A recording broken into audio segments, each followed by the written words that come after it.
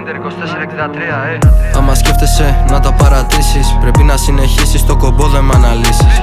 Κι ας είναι δύσκολα τώρα τελευταία, το ξέρεις ότι κάθε μέρα μπορεί να αποβεί μοιραία. Και δεν το κάνεις για σένα, κάτω για τους γονείς σου, για όσους έχεις στην καρδιά σου και μες στην ψυχή σου. Γάμισε το μέλλον και το παρελθόν, κοίτα να σε δω μονάχα για το παρόν.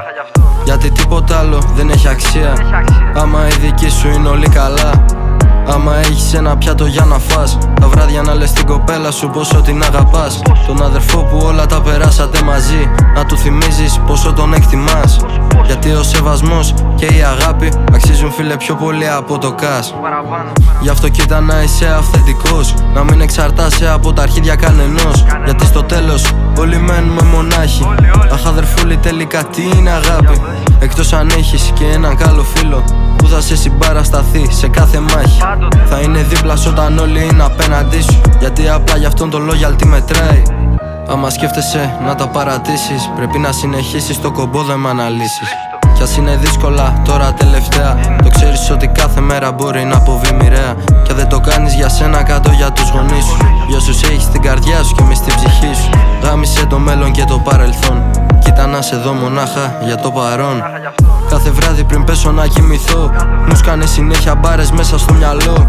Κι εγώ δεν ξέρω τι να πρωτοπώ, με τόσες εμπειρίες τι να πρωτοδηγηθώ.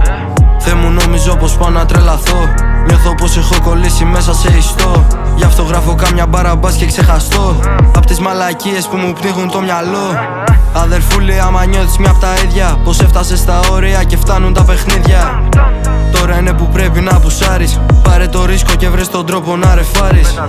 Από μικρό παιδί μου λέγανε πως όποιος δουλεύει πιο σκληρά στο τέλος θα τα πάρει. Γι' αυτό κάθισα και δούλεψα σκληρά, και τώρα όλη η γειτονιά μου με έχει καμάρει. Άμα σκέφτεσαι να τα παρατήσεις, πρέπει να συνεχίσεις το κομπό, δεν μ' αναλύσεις. Κι ας είναι δύσκολα τώρα τελευταία, το ξέρεις ότι κάθε μέρα μπορεί να αποβεί μοιραία. Και δεν το κάνεις για σένα, κάτω για τους γονείς σου, για όσους έχεις στην καρδιά σου και μες στην ψυχή σου. Γάμισε το μέλλον και το παρελθόν, κοίτα να σε δω μονάχα για το παρόν.